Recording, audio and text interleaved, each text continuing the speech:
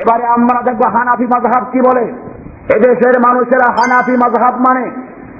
ভাইয়েরা আমার, যদিও আল্লাহর রাসূল কোন মাযহাব তৈরি করেন নাই, ইমাম আবু হানিফা রাহমাতুল্লাহ আলাইহি নিজেও কোন মাযহাব তৈরি করেন নাই, মুসলিমদের আলাদা কোন মাযহাব নেই।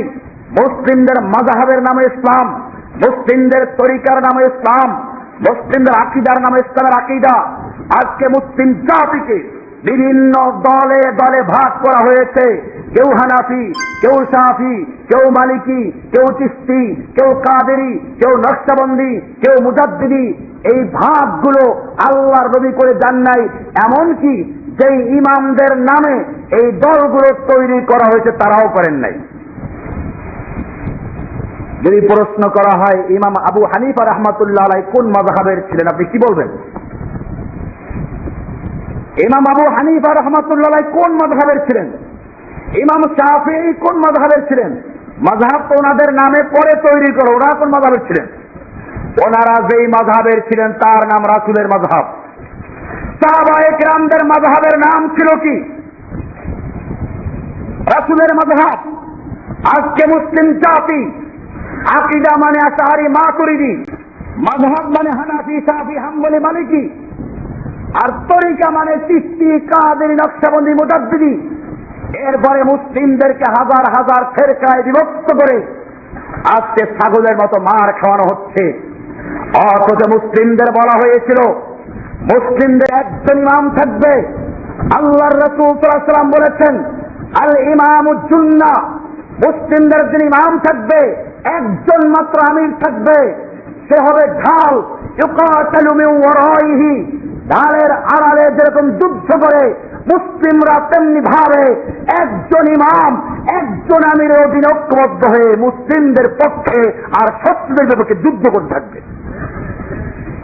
এই জন্য মুসলিম হিসেবে সহিহ হাদিস আল্লাহর রাসূল সাল্লাল্লাহু আলাইহি ওয়াসাল্লাম বলেছেন ইযা বুইয়া লি খলিফাতাইনে ফাকতুলুল আখিরা মিনহুমা, যখন দুজন খলিফা অর্থাৎ মুসলিমদের একজন খলিফা থাকা অবস্থায়, মুসলিমদের একজন লিডার থাকা অবস্থায়, মুসলিমদের একজন ইমাম থাকা অবস্থায় যদি আরেকজন খলিফা গজায়, আরেকজন নেতা দাবি করে, আল্লাহর রাসূল সাল্লাল্লাহু আলাইহি ওয়াসাল্লাম বলছেন ফাকতুলুল আখিরা মিনহুমা, তোমরা ওদের মধ্যে দ্বিতীয় জনকে কতল করে দাও।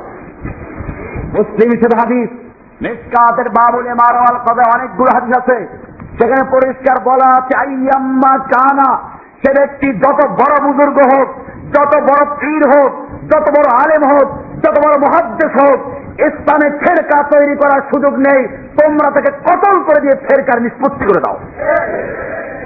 আজকে মুসলিমরা খালি বিভিন্ন দলে বিভক্ত হয় নাই, মুসলিমরা তাদের টুপি পর্যন্ত ভাগ করে ফেলেছে। এক এক টুপি। আমার এই উপরে লেকচার আছে, আজকে সেটি যাচ্ছি না। একটা লোক ছাগল রাখতো, 3 মালিকের ছাগল। ছাগল দেখতে একরকম, প্রতিদিন এক মালিকের আর এক মালিকের বাড়ি যা রাখাল মার খায়। এবারে রাখাল চিন্তা করলো প্রতিদিন মার খাওয়া যাবে না, আর কত মার খাবো। এই জন্য সে চিন্তা করলো এক মালিকের যতগুলো ছাগল সবগুলোর কান ফুটা করলো। এখন ঠিক পাওয়া যাবে কান ফুটাওয়ালা যত ছাগল সব অমুক মালিকের চূড়া মালিক ছাগল, আর এক মালিকের যত ছাগল সবগুলো নাক ফুটা করলো।